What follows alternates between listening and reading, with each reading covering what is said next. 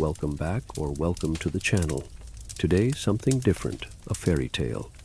The Snow Queen, a tale in 7 stories by Christian Andersen.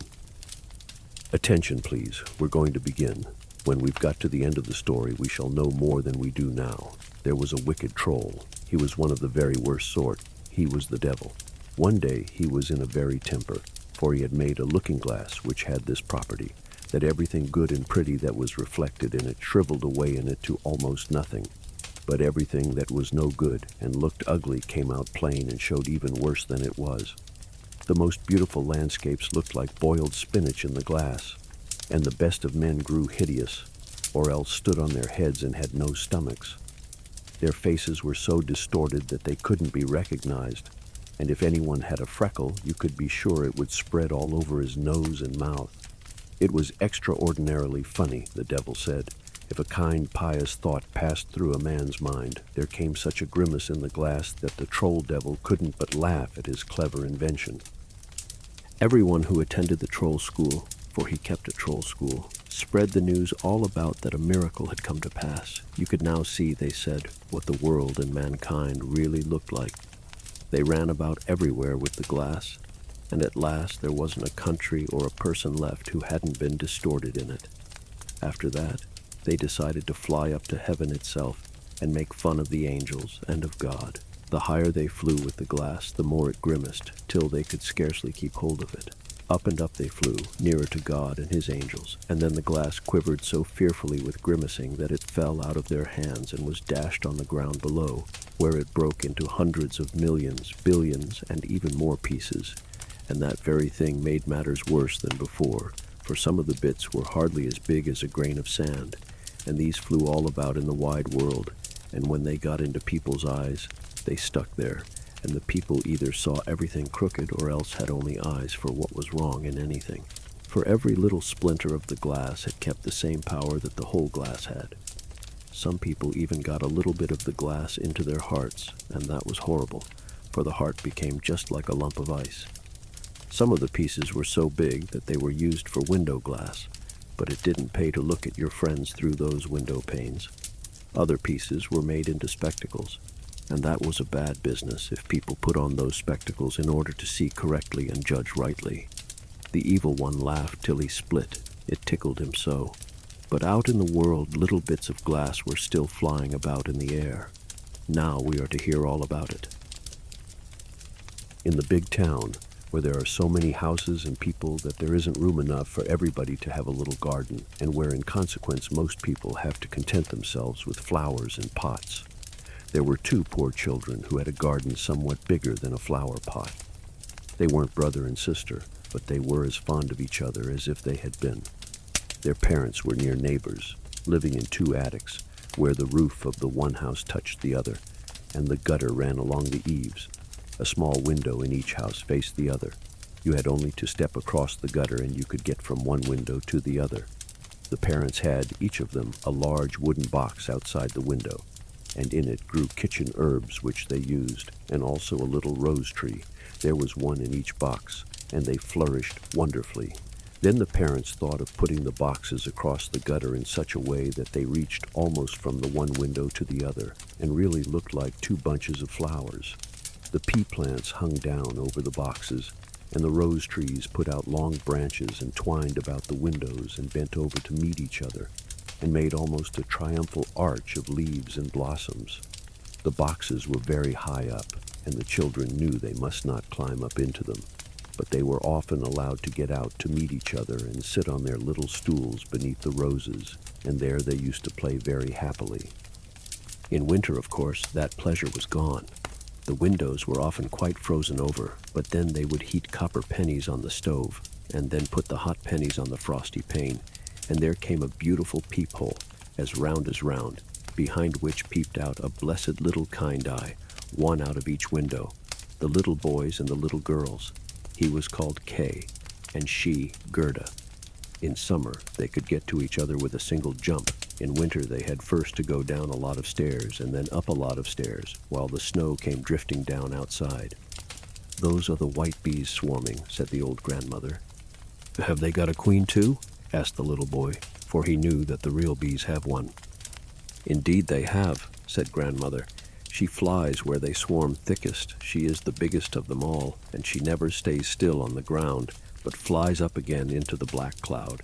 Many a winter night she flies through the streets of the town and peeps in at the windows, and then they freeze into wonderful patterns like flowers." "Yes, I've seen that," said both the children, and they knew it was true. "Can the Snow Queen get in here?" asked the little girl. "Let her come," said the boy, "and I'll put her on the hot stove and she'll melt." But Grandmother stroked his hair and told them stories about other things. In the evening, when little Kay was at home and half undressed, he climbed up on the stool by the window and peeped through the little hole. A few snowflakes were falling outside, and one of them, the biggest of them all, remained lying in a corner of one of the flower boxes. This flake grew larger and larger, and at last turned into the complete shape of a lady, dressed in the finest white gauze, which seemed to be made out of millions of star-shaped flakes. She was very pretty and delicate, but she was of ice, blinding, dazzling ice, yet she was alive. Her eyes gazed out like two bright stars, but there was no rest or quietness in them. She nodded towards the window and beckoned with her hand. The little boy was frightened and jumped down off the stool, and then it seemed as if a large bird flew past the window. Next day was clear and frosty, and then came a thaw, and after that came springtime, and the sun shone, and the green buds peeped forth. The swallows built their nests, the windows were open, and the children sat once more in their little garden, high up in the gutter, in the topmost story. That summer, the roses blossomed as never before. The little girl had learnt a hymn in which there was something about roses, and at the mention of them she thought of her own, and she sang the hymn to the little boy, and he sang it too. "The roses grow in the valley where we meet the Jesus child." The little ones held each other by the hand and kissed the roses and gazed into God's bright sunshine and spoke to it as if the child Jesus were there. What lovely summer days were those, and how blessed it was to be out among the fresh rose bushes, which seemed as if they would never leave off blossoming. Kay and Gerda were sitting looking at a picture book with beasts and birds in it, and then, just as the clock in the great church tower was striking 5, Kay said, "Oh, something pricked my heart, and I've just got something in my eye." The little girl put her arm around his neck, and he winked his eye, but no, there was nothing to be seen. "I think it's gone," he said, but it wasn't. It was one of those tiny bits that were broken off the glass, the troll glass. You remember about that. That horrid glass which made everything great and good that was reflected in it become mean and ugly, while the evil, nasty things came out, and every blemish was plain to be seen. Poor Kay. He had got a piece of it right into his heart, which would soon be like a lump of ice. For the moment, it wasn't doing any harm. Still, there it was. "What are you crying for?" he asked. "It makes you look horrid." "There's nothing the matter with me." "Ugh!" he called out suddenly. "That rose there's worm-eaten. And look at that other. It's all crooked. Rotten roses they are, after all, like the boxes they're in." With that, he gave the box a hard kick and pulled off the 2 roses. "What are you doing, Kay?" cried the little girl. And when he saw she was frightened, he pulled off a 3rd rose and ran in at his own window, leaving dear little Gerda. Later, when she brought him the picture book, he said it was only fit for babies. And when Grandmother told them stories, he was always breaking in with a "but." And if he could, he would follow her about with spectacles on and imitate her talking. It was exactly like, and made people laugh. Very soon he could imitate the walk and talk of everybody in their street. Everything that was odd or not nice about them Kay could mimic, and people said, "That boy's got an uncommon wit, to be sure." But it was the bit of glass he had got in his eye, and the bit he had in his heart. And so it came about that he would tease even little Gerda, who loved him with all her heart.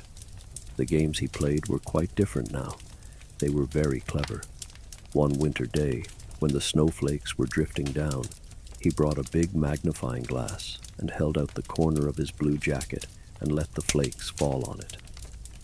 "Now look through the glass, Gerda," he said, and there was every flake made much bigger and looking like a beautiful flower or a 10-pointed star. Lovely it was to see. "Look how clever it is," said Kay. "It's much more interesting than the real flowers are, and there's not a single thing wrong with them. They're perfectly accurate, if only they didn't melt."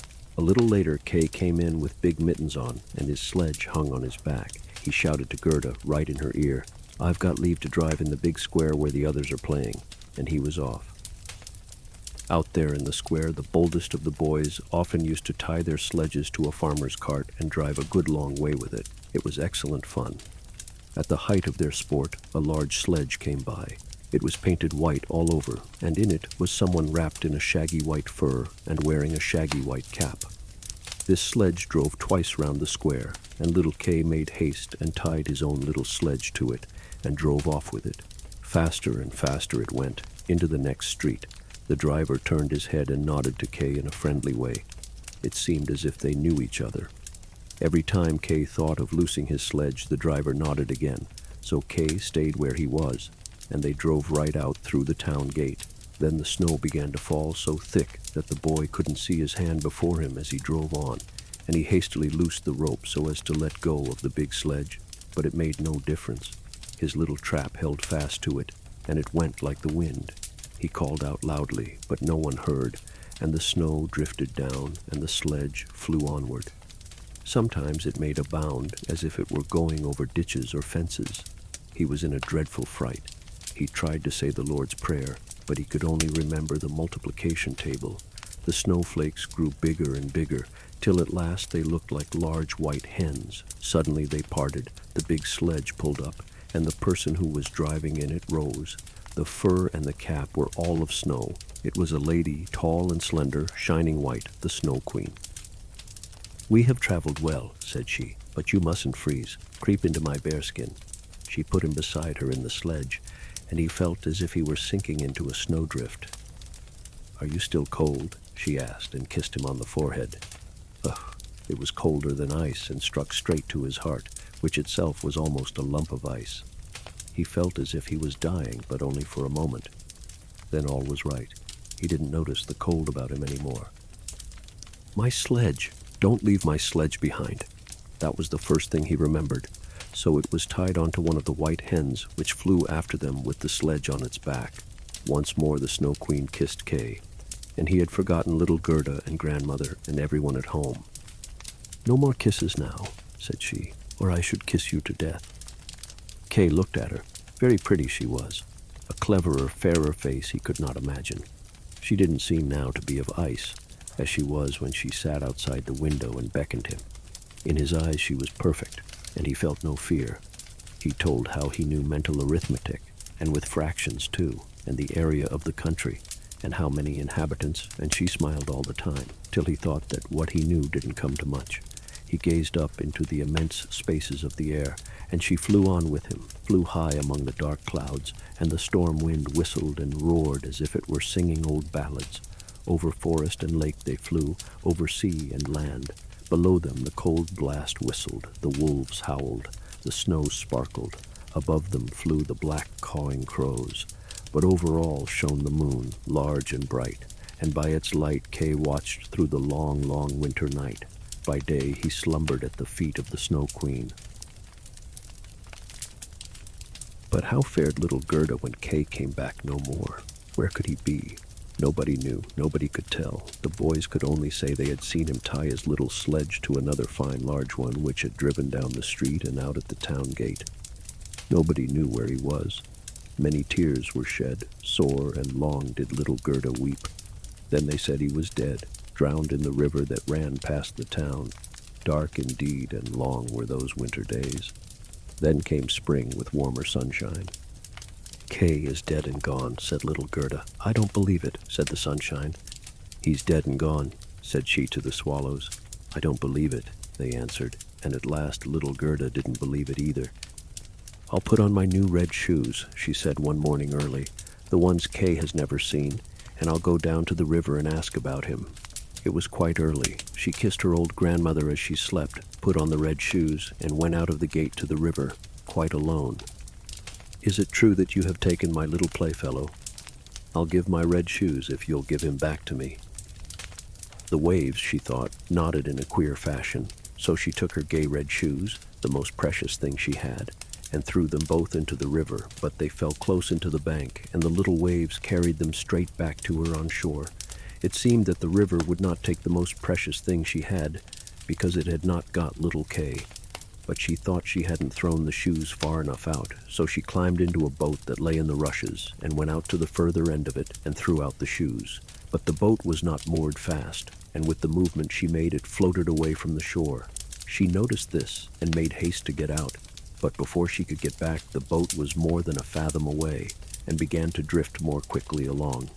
Little Gerda was very much frightened and began to cry, but nobody heard her except the sparrows, and they couldn't carry her ashore, but they flew along the bank and sang as if to comfort her. Here we are, here we are. The boat was carried downstream. Little Gerda sat still in her stockinged feet. Her little red shoes floated behind, but couldn't reach the boat, which was now traveling faster. Both banks were very pretty, with beautiful flowers, old trees, and sloping fields with sheep and cows, but never a man was to be seen. Perhaps the river will carry me to little Kay, thought Gerda. This put her in better spirits, and she stood up and for many hours gazed at the pretty green banks. At last she came to a large cherry orchard, in which was a little house with quaint blue and red windows, and for the rest a thatched roof, and outside 2 wooden soldiers, who were shouldering arms for everyone who came sailing by. Gerda called to them, thinking they were alive, but very naturally they didn't answer. She came quite near them. The river carried the boat straight towards the shore. Gerda called out yet louder, and then there came out of the house an old woman, supporting herself on a crooked stick. She had a large sun hat on, painted with the most splendid flowers. "Poor dear little child," said the old woman. "How ever did you get out here on this great big river, far out into the wide world?" And with that the old woman stepped into the water and hooked her stick fast to the boat and pulled it ashore and lifted little Gerda out. Gerda was glad to be on dry land again, but still she was a little afraid of the strange old woman. "Come now, and tell me who you are and how you got here," she said. And Gerda told her everything, and the old woman shook her head and said, "Hum." And when Gerda had told her everything and asked if she had seen little Kay, the woman said he hadn't passed that way, but he would come, sure enough, and she wasn't to be worried, but must taste her cherries and look at her flowers that were prettier than any picture book and could each of them tell a whole story. Then she took Gerda by the hand, and they went into the little house, and the old woman locked the door. The windows were placed very high up, and the glass in them was red and blue and yellow. The daylight shone very oddly through them with all their colors, but on the table were the most beautiful cherries, and Gerda ate as many as she liked, for she was allowed to. And while she was eating, the old woman combed her hair with a gold comb, and the hair curled and shone lovely and yellow about her kind little face, the round face that looked like a rose. "I've been longing for a sweet little girl like you," said the old woman. "You'll see how well we two shall get on." And all the time she was combing little Gerda's hair, Gerda was forgetting more and more her foster brother Kay, for the old woman was skilled in witchcraft, but she wasn't a wicked witch. She only used witchcraft a little for her own pleasure, and just now she wanted very much to keep little Gerda. In order to do so, she went out into the garden and stretched out her hooked stick towards all the rose bushes, and though they were all blooming beautifully, they all sank down into the black earth, and you couldn't see where they had been. The old woman was afraid that when Gerda saw the roses, she would think of her own roses, and then remember little Kay and run away. Then she took Gerda out into the flower garden. Dear me, what fragrance and beauty there was there! All the flowers one could think of, flowers belonging to every season, stood there in their full bloom. No picture book could be more gaily colored and pretty. Gerda jumped for joy and played about till the sun set behind the tall cherry trees. Then she was given a lovely bed with red silk pillows that were stuffed with blue violets, and there she slept and dreamt as beautiful dreams as any queen on her wedding day. Next day she played among the flowers again in the hot sunshine, and so many days went by. Gerda knew every flower, but many as there were of them, she thought that one was missing, but she didn't know which. Then one day she was sitting looking at the old woman's sun hat with the flowers painted on it, and the prettiest of all that were there was a rose. The old woman had forgotten to take it away from her hat when she got rid of the others in the garden. It only shows what comes of not having your wits about you. "Why," said Gerda, "aren't there any roses?" And she ran in among the beds and looked, but there were none to be found. Then she sat down and cried, but her hot tears fell exactly on the spot where a rose tree had sunk down, and when the tears wetted the ground, the tree rose up all at once, blossoming just as when it sank down, and Gerda threw her arms round it and kissed the roses, and thought of the beautiful ones at home, and with them of little Kay. "Oh, how I have been dawdling," said the little girl. "I was to find Kay. Don't know where he is?" she asked the roses. "Do you think he's dead and gone?" "Dead he isn't," said the roses. "We've been down in the ground where all the dead people are, but Kay wasn't there." "Thanks, thanks," said little Gerda, and went off to the other flowers and looked into their cups and asked, "Do you know where little Kay is?" But every one of the flowers was standing in the sun and dreaming its own story or life, and of these little Gerda heard ever so many, but none of them knew anything about Kay. "What?" said the tiger lily. "Do you hear the drum? Boom, boom. There are only two notes. Boom, boom. Hark to the women's dirge. Hark to the cry of the priests. In her long red robe the Indian woman stands on the pyre, and the flames rise round her and her dead husband. But the woman is thinking of the living one who stands there in the circle, of him whose eyes burn hotter than the flames, the fire of whose eyes pierces nearer her heart than the flames which will quickly burn her body to ashes. Can the heart's flame perish in the flames of the pyre?" "I don't understand that in the least," said little Gerda. "That's my story," said the tiger lily. "What says the bindweed?" High above the narrow field path hangs an ancient castle. Thick evergreens grow about the old red walls, leaf on leaf, away up to the balcony, and there stands a fair maiden. She bends over the parapet and looks down upon the road. No rose hangs fresher on its spray than she, no apple blossom borne by the breeze from its tree floats more gracefully. How her costly silken kirtle rustles, cometh he not? "Is it Kay you mean?" asked little Gerda. "I'm only talking of my story, my dream," the bindweed answered. "What says the little snowdrop?" Between the trees the longboard hangs in the ropes. It's a swing. Two pretty little girls, their frocks white as snow and long green silk ribbons fluttering from their hats, are sitting and swinging. Their brother, who is bigger than they, is standing up in the swing with his arm round the ropes to steady himself. For in one hand he has a little saucer, and in the other a clay pipe, and he's blowing soap bubbles. To and fro goes the swing, and the bubbles float with lovely changing colors. The last one is still hanging to the pipe stem and swaying in the breeze. On goes the swing. The little black dog, as light as the bubbles, stands on his hind legs and wants to get into the swing too. It flies past, he tumbles down and barks and is angry. They laugh at him. The bubbles burst. A swinging plank, a waving picture in foam. That is my song. I suppose it's very pretty what you're talking about, but you say it so sadly, and you never mention Kay. What do the hyacinths say? There were 3 fair sisters, delicate and fine. The robe of one was red, the second's was blue, and the third's all white. Hand in hand they danced by the still lake in the bright moonlight. They were no elfin maidens, but of the children of men. There came a waft of fragrance, and the maidens vanished in the forest. Stronger grew the perfume. 3 coffins, wherein the 3 fair maidens lay, glided from the depths of the forest, glided over the lake. Fireflies flew round them like tiny evening lamps. The dancing maidens, do they slumber or are they dead? The scent of the flowers tells that they are dead. The evening bell rings out over the dead. "You make me quite wretched," said little Gerda. "Your scent is so strong, I can't help thinking of the dead maidens. Oh dear, is little Kay really dead? The roses have been down in the ground and they say no."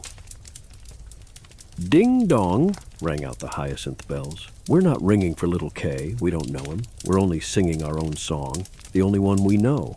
So Gerda went to the buttercup, shining out from among its brilliant green leaves. "You're a bright little sun," said Gerda. "Tell me if you know where I can find my playfellow." The buttercup shone very prettily and looked back at Gerda. What song now could the buttercup sing? Not one about Kay, at any rate. In a little yard, God's sun was shining warm on the first day of spring. Its beams crept down the neighbor's white wall. Close by grew the first yellow flowers, shining like gold in the hot sunbeams. The old grandmother was out of doors in her chair. Her pretty granddaughter, the poor servant maid, came home upon a short visit and gave her grandmother a kiss. There was gold, beautiful gold in that blessed kiss, gold on the lips, gold in the heart, gold up there in the early morn. "Look, that's my little story," said the buttercup. "Oh, my poor old granny," sighed Gerda. "Yes, she must be longing for me and unhappy about me, as she was about little Kay. But I'll soon be home again and bring Kay with me. It's no good asking the flowers. They only know their own song and tell me nothing." So she tucked up her little frock to run the quicker. But the narcissus hit against her leg as she jumped over it, and she stopped and looked at the tall flower and asked, "Do you happen to know anything?" And she stooped down to it, and what did it say? "I can see myself, I can see myself," said the narcissus. "Oh, how strong my scent is. Up in the little garret stands a little ballet girl half-dressed, standing first on one leg she is, then on both, and kicking out at the whole world. She's only an illusion. She's pouring water out of a teapot onto a bit of stuff that she's holding. It's her stays. Cleanliness is a good thing. The white frock hangs on its peg. It too has been washed in the teapot and dried on the roof. She puts it on, and a saffron yellow kerchief about her neck, which makes the dress shine whiter. Legs up in the air. Look how she stands on a stalk. I can see myself. I can see myself." "I don't care about that in the least," said Gerda. "It's no use telling me that." So she ran to the border of the garden. The door was locked, but she twisted at the rusty staple till it came away, and the door flew open, and then out ran little Gerda barefoot into the wide world. Thrice she looked back, but there was nobody coming after her. At last she could run no further, and sat down on a big stone, and when she looked about her, why, summer was over, and it was late autumn. You couldn't see that inside that beautiful garden, where there was always sunshine and flowers of all seasons bloomed. "Good heavens, how I have dawdled," said the Gerda. "It's autumn now. I daren't rest a minute." So she got up and went on. Oh, how bruised and tired were her little feet, and how cold and raw it was all round. The long leaves of the willow were pale yellow, and the mist dripped off them in water drops. One leaf after another fell, and only the sloe bush had kept its fruit, sour fruit that dried up your mouth. Oh, how gray and dismal it was out in the wide world. Gerda had to rest herself again, and there, hopping over the road right in front of where she sat, was a large crow. For a long time it had sat and looked at her with its head on one side, and now it said, "Cra-cra, good-day, good-day." It couldn't say it any better, but it meant very kindly by the little girl, and asked where she was going all alone in the wide world. The words "all alone" Gerda understood very well, and felt how much they meant. So she told the crow all the story of her life, and asked if it had seen Kay. The crow nodded very thoughtfully and said, "Maybe, maybe." "What? Do you think you have?" the little girl cried, and almost squeezed the crow to death. She kissed it so hard. "Gently, gently," said the crow. "I think it may be little Kay, but if so, he's quite forgotten you for the princess." "Does he live with a princess?" asked Gerda. "Yes, listen," said the crow, "but I find it so hard to talk your speech. If you can understand crow talk, I can tell you better." "No, I haven't learnt it," said Gerda, "but Granny knew it, and knew pea-talk too. I wish I'd learnt it." "Doesn't matter," said the crow. "I'll tell you as well as I can, but I shall make a poor business of it." So it told what it knew. "In the kingdom where we are now, there lives a princess who is exceedingly clever. Besides, she's read all the newspapers in the world and forgotten them again. She's so clever. The other day she was sitting on her throne, which isn't much fun after all, people say, and she happened to hum a song which was "Hi-ho for a husband." "Why, there's something in that," said she, and she made up her mind to marry. Only she would have a husband who knew how to answer when you talked to him, one that didn't merely stand there and look distinguished. That's very dull. So she had all the court ladies drummed up, and when they heard what she wanted, they were delighted. "I do like that," they said. "We were just thinking something of the sort the other day." "Now you may be sure every word I'm telling you is true," said the crow. For I've got a sweetheart who's tame and goes everywhere about the palace, and she told me the whole thing. Of course, the sweetheart was a crow too, for crow seeks his mate, and the mate's always a crow. The newspapers came out immediately with a border of hearts and the princess's monogram, and you could read there how it was open to any good-looking young man to come up to the palace and speak with the princess, and the one that spoke so you could see he was at home there and talked the best, the princess would take him for husband. Yes, indeed, said the crow. You may take it from me, as sure as I sit here, the people came streaming in. There was a crowd and a commotion, but nothing came of it, either the first day or the second. They could all of them talk well enough while they were out in the street, but when they came in by the palace gate and saw the guards in silver and footmen in gold all up the stairs, and the big halls all lighted up, they were flabbergasted, and when they stood in front of the throne where the princess was sitting, they couldn't think of anything to say but the last word she had said, and she didn't care about hearing that over again. It was just as if the people in there had got snuff into their stomachs and were stupefied till they got out into the street again, and they could talk. There was a row of them reaching right away from the town gate to the palace. I went there myself to look at it, said the crow. They got hungry and thirsty too, but they got nothing from the palace, not even so much as a glass of lukewarm water. Some of the cleverest, to be sure, had brought a bit of bread and butter with them, but they didn't give their neighbors any. They thought to themselves, just let him look hungry and the princess won't have him. But Kay, little Kay, asked Gerda, when did he come? Was he among all those people? Give me time, now we are getting to him. It was the third day, and there came a little fellow without horse or carriage, marching quite cheerfully straight up to the palace. His eyes shone like gems, and he had lovely long hair, but his clothes were shabby. It was Kay, Gerda cried out joyfully. Oh, then I've found him, and she clapped her hands. He had a little bundle on his back, the crow said. That must have been his sledge, said Gerda, for he went off with his sledge. It might quite well be that, said the crow. I didn't look very close at it, but I know from my tame sweetheart that when he came in at the palace gate and saw the lifeguards in silver and the footmen in gold all up the stairs, he wasn't in the least taken aback, but nodded and said to them, it must be dull standing on the stairs. I'd sooner go in. The halls were shining with lights, and privy councillors and excellencies were walking barefoot and carrying golden dishes. It was enough to make anybody feel solemn. His boots creaked dreadfully loud, but he wasn't frightened a bit. That's certainly Kay, said Gerda. I know he'd got some new boots. I heard them creak in Granny's room.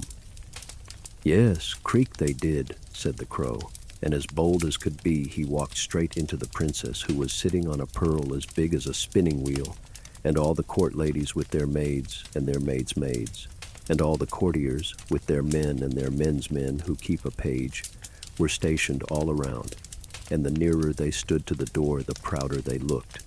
The men's page, who always wears slippers, can hardly be looked at. He's so proud standing there at the door. That must be frightening, said little Gerda. And yet Kay won the princess. If I hadn't been a crow, I'd have taken her myself, though I am engaged. He spoke, it seems, every bit as well as I do when I speak crow talk, so my tame sweetheart tells me. He was cheerful and nice-looking.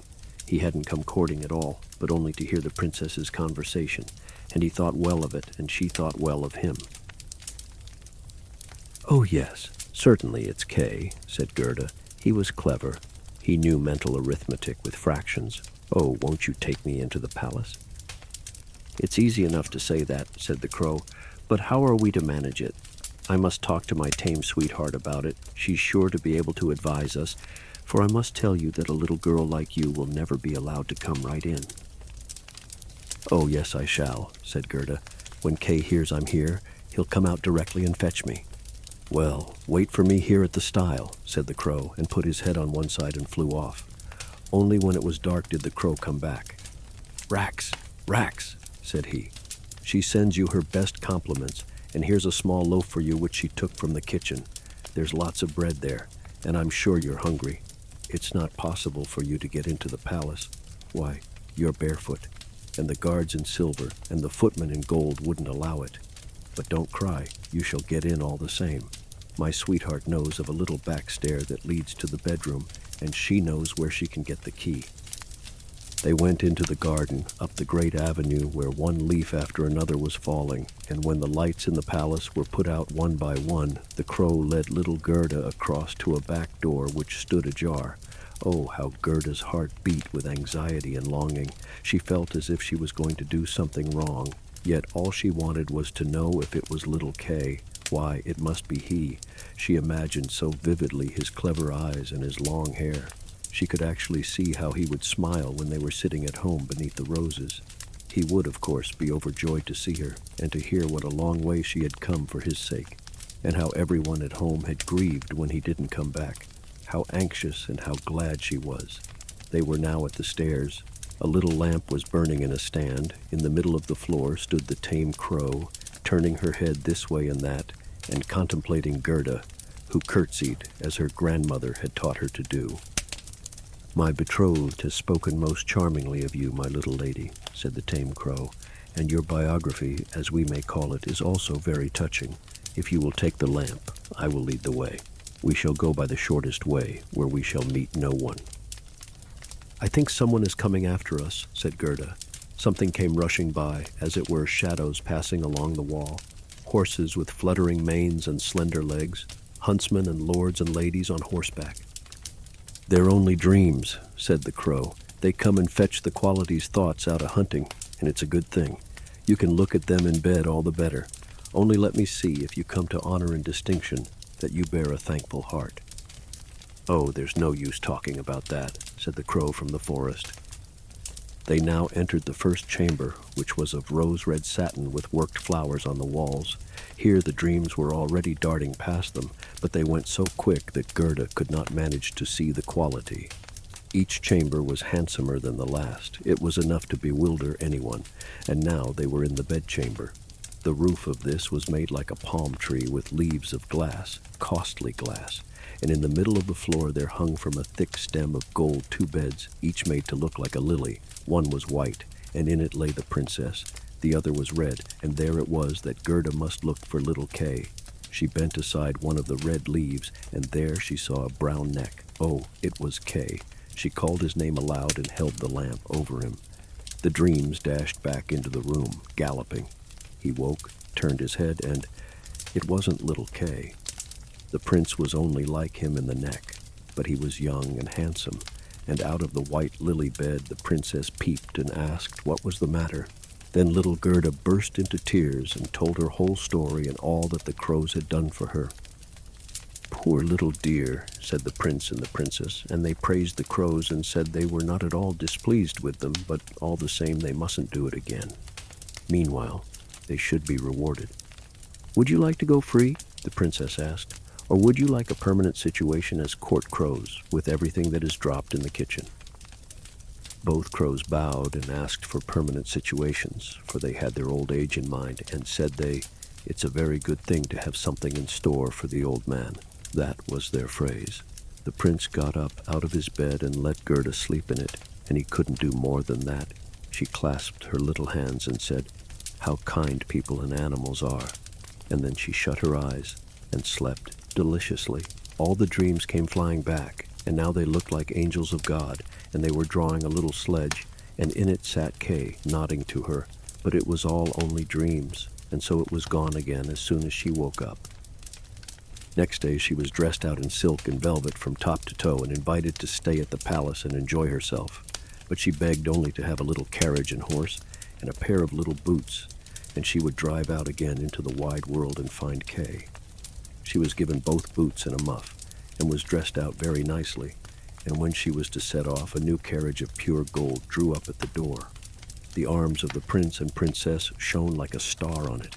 The coachmen and servants and outriders, there were outriders too, wore gold crowns. The prince and princess helped her into the carriage themselves, and wished her the best of luck. The forest crow, who was now married, went with her for the first 12 miles, sitting beside her, for he couldn't stand being driven backwards. The other crow stood in the doorway and flapped her wings. She couldn't come with them, for she was suffering from a headache since she had obtained a permanent situation and too much to eat. Inside, the coach had a provision of sugar twists, and inside the seat was fruit and gingerbread nuts. "Goodbye, goodbye," shouted the prince and princess. Little Gerda cried, and the crow cried, and so it went for the first few miles. Then the crow said, "Goodbye," and that was the hardest parting. He flew up into a tree and flapped his black wings as long as he could see the carriage that shone as bright as the sunshine. They were driving through the dark forest, but the coach shone like a blaze and dazzled the eyes of the robbers, and they couldn't stand it. "It's gold! It's gold!" they shouted, and dashed out and seized the horses, killed the little postilions and the coachman and the servants, and dragged little Gerda out of the carriage. "She's fat, she's dainty, she's been fed up with nut kernels," said the old robber woman, who had a long coarse beard and eyebrows that hung down over her eyes. "She's as good as a little house lamb. Aha! How good she'll taste." With that she drew her bright knife, and it shone frightfully. "Ow!" said the old hag all at once. She'd been bitten in the ear by her own little daughter, who was hanging on her back and was so wild and rough as never was. "Nasty brat," said her mother, and had no time to kill Gerda. "She shall play with me," said the little robber girl. "She will give me her muff and her nice frock and sleep with me in my bed." She gave her mother another bite, so that the old hag jumped in the air and twisted right round, and all the robbers laughed and said, "Look at her dancing with her young'un." "I'm going to go in the coach," said the little robber girl, and she must and would have her way, so spoilt and obstinate she was. She and Gerda sat in it and drove over stumps and thorn bushes deep into the forest. The little robber girl was as big as Gerda, but stronger, broader in the shoulders and dark-skinned. Her eyes were quite black and had a rather sorrowful expression. She put her arm about little Gerda and said, "They shan't kill you as long as I don't get cross with you. Of course, you're a princess."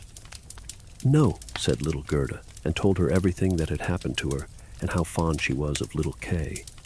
The robber girl looked at her very gravely and nodded her head and said, "They shan't kill you even if I do get cross with you. I'll do it myself." And she dried Gerda's eyes and put both her hands into the pretty muff that was so soft and warm.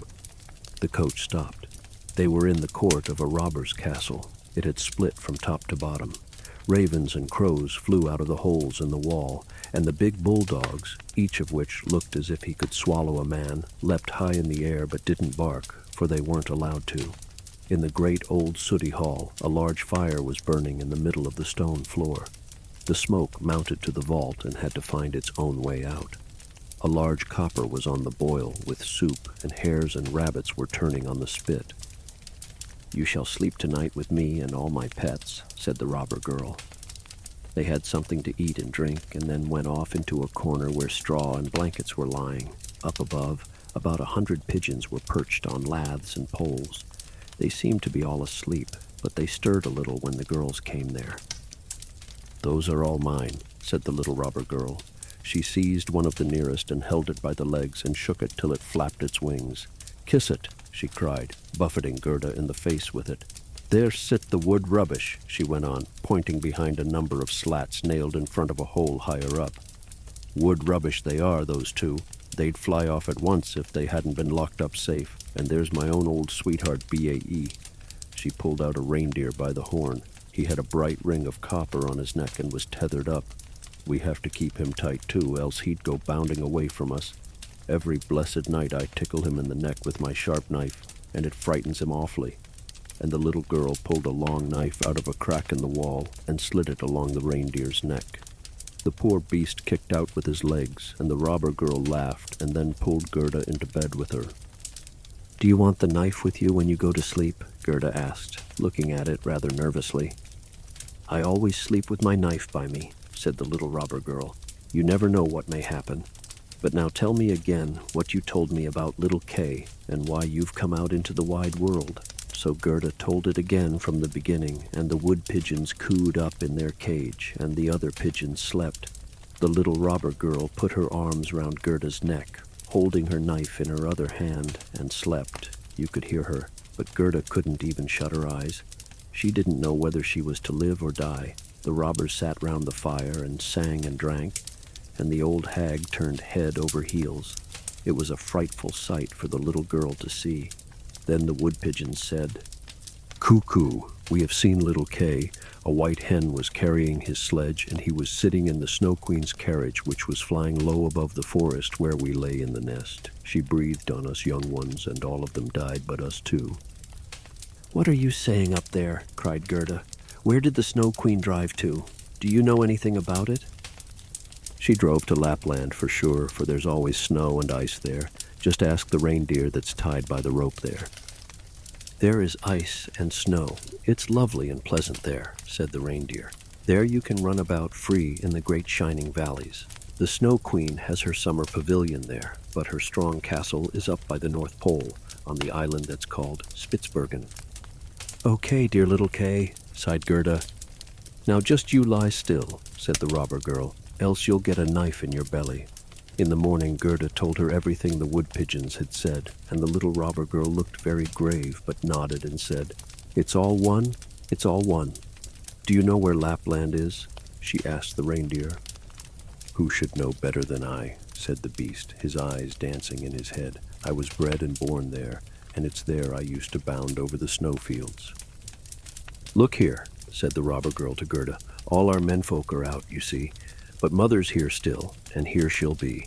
But later in the morning she'll drink out of the big bottle and have a little nap after. And then I'll do something for you."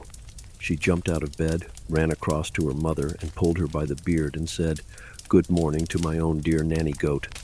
And her mother flipped her under the nose till it turned red and blue, but it was all done out of pure affection.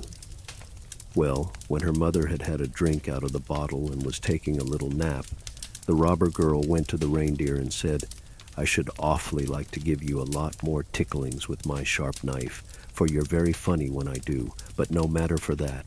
I'm going to loose your tether and help you off, so that you can run to Lapland.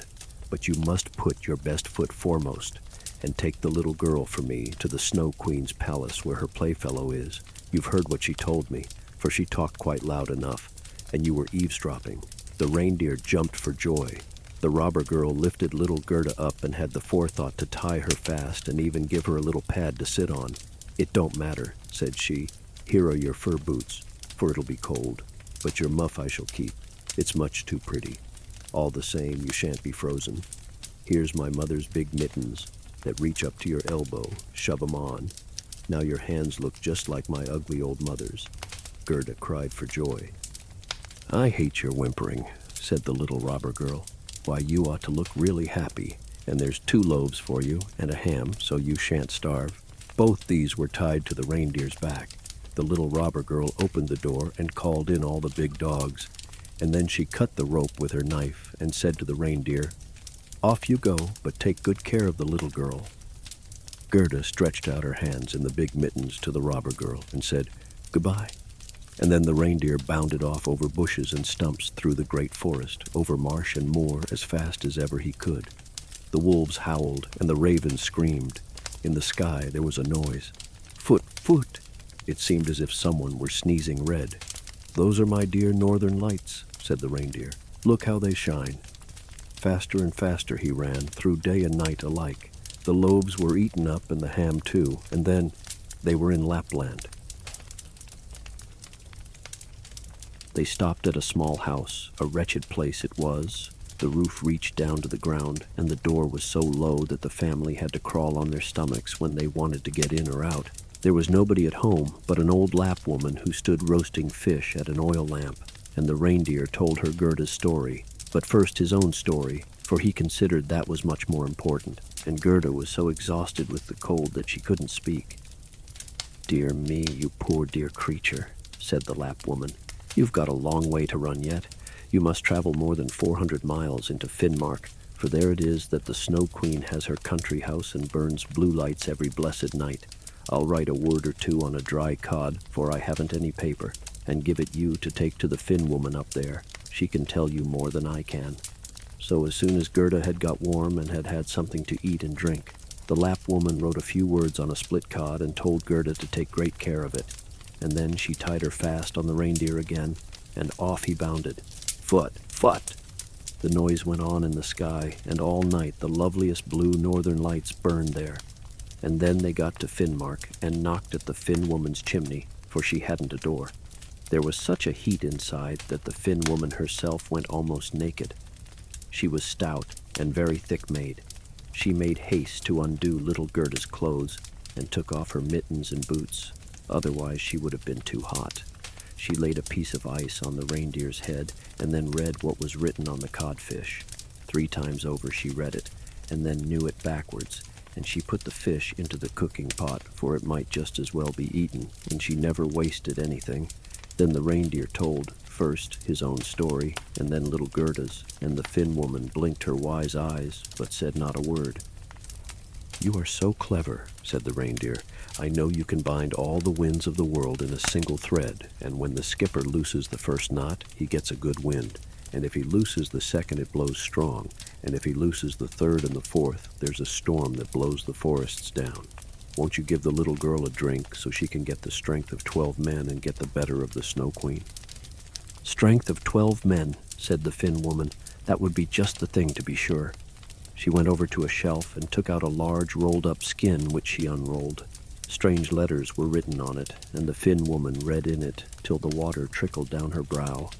But the reindeer pleaded again so hard for little Gerda, and Gerda gazed at the Finn woman with such beseeching eyes full of tears that she began to blink her own eyes again, and drew the reindeer apart into a corner, where she whispered to him, at the same time laying fresh ice on his head.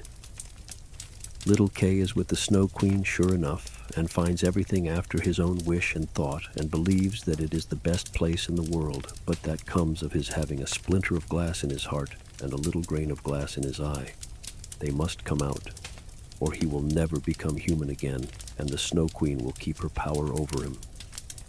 But can't you give little Gerda something to take so that she can get the better of it all?" "I can give her no greater power than she has already. Don't you see how great it is, how men and beasts alike are bound to serve her, and how she has made her way so wonderfully in the world on her bare feet? She must not learn of her power from us. It lies in her heart. It lies in her being a dear, innocent child. If she cannot win through to the Snow Queen and rid little Kay of the glass, we cannot be of any help. 10 miles from here begins the Snow Queen's garden, and you can carry the little girl as far as that. Put her down by the large bush that stands there in the snow with red berries on it. Don't make a long jabber of it, and make haste back." Then the Finn woman lifted little Gerda up onto the reindeer, and he ran off as fast as he could. "Oh, I haven't got my boots! I haven't got my mittens!" cried little Gerda. She noticed it at once in the scorching cold. But the reindeer dared not stop, and he ran till he came to the large bush with the red berries. And then he put little Gerda down, kissed her on the mouth, and large limpid tears ran down over the beast's cheeks. Then he ran off back again as hard as he could. There stood poor Gerda, shoeless, without gloves, in the middle of fearful ice-cold Finnmark. She ran on as quick as she could, and then there appeared a whole regiment of snowflakes. They had not fallen from the sky, for that was quite clear and shining with the northern lights. These snowflakes ran along the ground, and the nearer they came, the larger they grew. Gerda remembered how big and how wonderfully wrought they had looked that time when she looked at some snowflakes through the magnifying glass. But here they were quite of another sort in size and dreadfulness. They were alive. They were the Snow Queen's sentinels. They were of the strangest shapes. Some looked like great ugly hedgehogs, others like knots of snakes sticking their heads out, and others again like little fat bears with bristling hair. All of them were glittering white, and all were living snowflakes.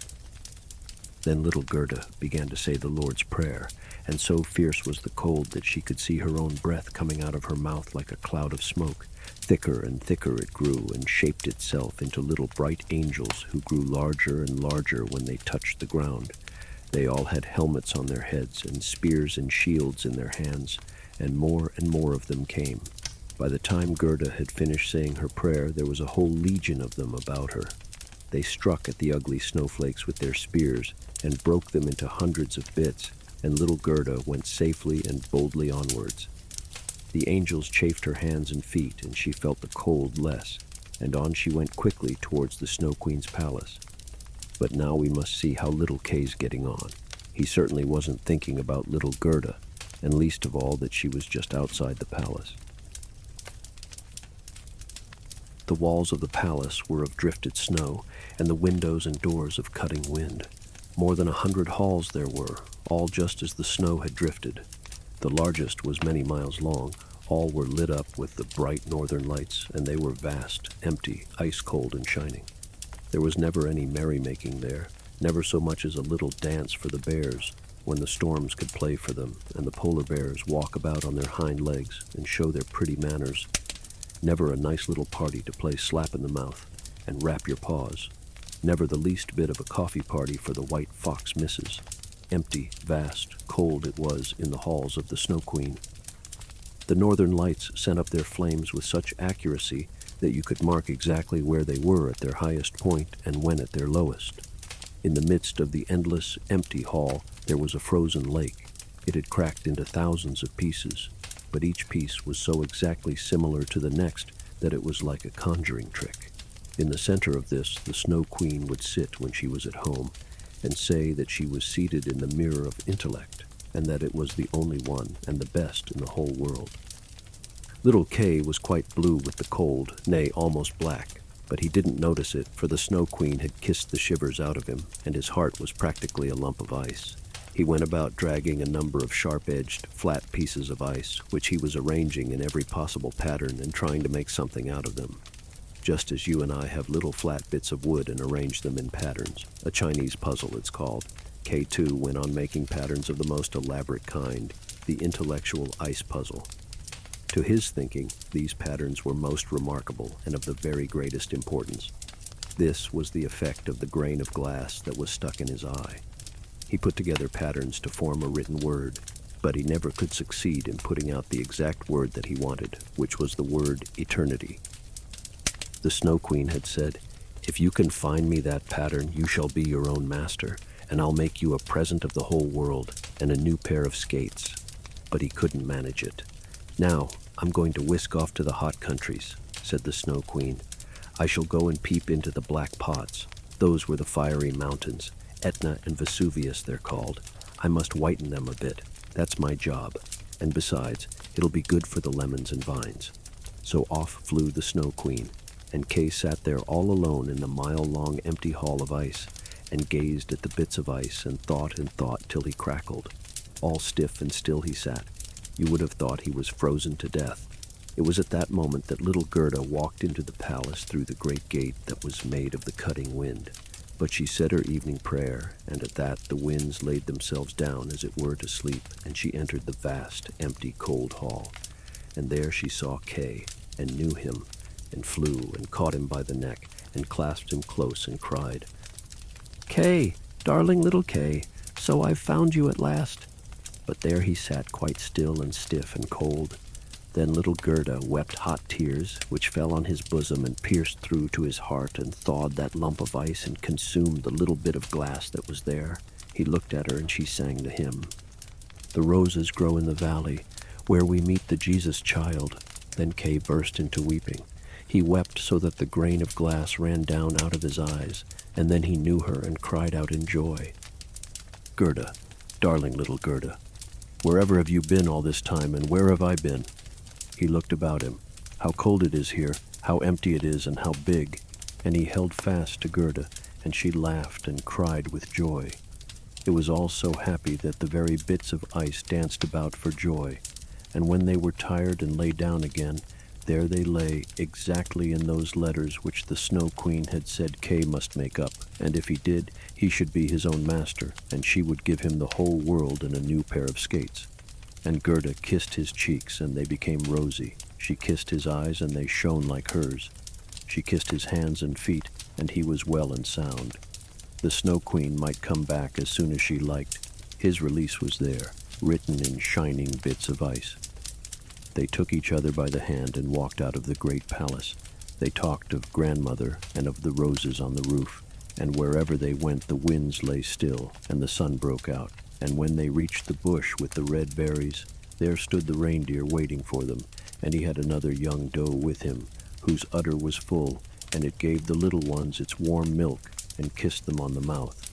Then the two carried Kay and Gerda, first to the Finn woman, where they warmed themselves in the hot room and got directions for their journey home, and then to the Lapp woman, who had made new clothes for them and repaired Kay's sledge. The reindeer and the doe bounded along beside them and accompanied them to the boundary of the country. There the first green leaves were peeping out, and there they took leave of the reindeer and the Lapp woman. "Goodbye," said everybody. And now the first little birds began to twitter.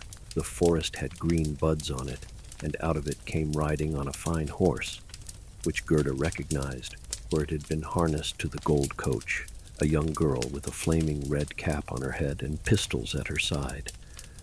It was the little robber girl who had got tired of staying at home and meant to go, first northwards and then some other way if she didn't like it. She knew Gerda at once, and Gerda knew her, and they were delighted. "You're a cheerful sort of chap to traipse about after," said she to little Kay. "I'd like to know if you're worth anyone's running to the other end of the world on your account." But Gerda stroked her cheeks and asked after the prince and princess. "They've gone traveling abroad," said the robber girl. "And the crow?" little Gerda asked. "Oh, the crow's dead," she answered. "The tame sweetheart's a widow, and goes about with a bit of black worsted on her leg. She keeps up a fearful whining about it, but it's all my eye. But now, tell me how you got on, and how you managed to get hold of him." So Gerda and Kay both told her all the story. And Snip Snap Snurra Basilura, said the robber girl, shook hands with them both, and promised that if ever she passed through their town, she'd come up and pay them a visit. And then she rode off, out into the wide world. But Kay and Gerda went on, hand in hand, and as they went, beautiful spring was all about them with blossom and greenery. The church bells rang out, and they saw the tall towers in the big town, the very one where they lived, and into it they came and away to their grandmother's door, and up the stairs and into the room, where everything stood where it did before, and the clock was saying tick-tick, and the hands turning round. But just as they passed through the door, they were aware that they were grown people. The roses in the gutter were flowering in at the open windows, and there were the little stools, and Kay and Gerda sat down each on their own and held each other by the hand. They had forgotten the cold, empty splendor of the Snow Queen's palace, as if it were a dismal dream. Grandmother was sitting there in God's bright sunshine and reading aloud from the Bible. "Except ye become as little children, ye shall in no wise enter the kingdom of heaven." And Kay and Gerda looked into each other's eyes, and all at once they understood the old hymn, "The roses grow in the valley where we meet the Jesus child." There they both sat, grown up and yet children, children at heart, and it was summer, a warm, delightful summer. And just like that, we reach the end of this story. I hope to see you next time. Bye-bye.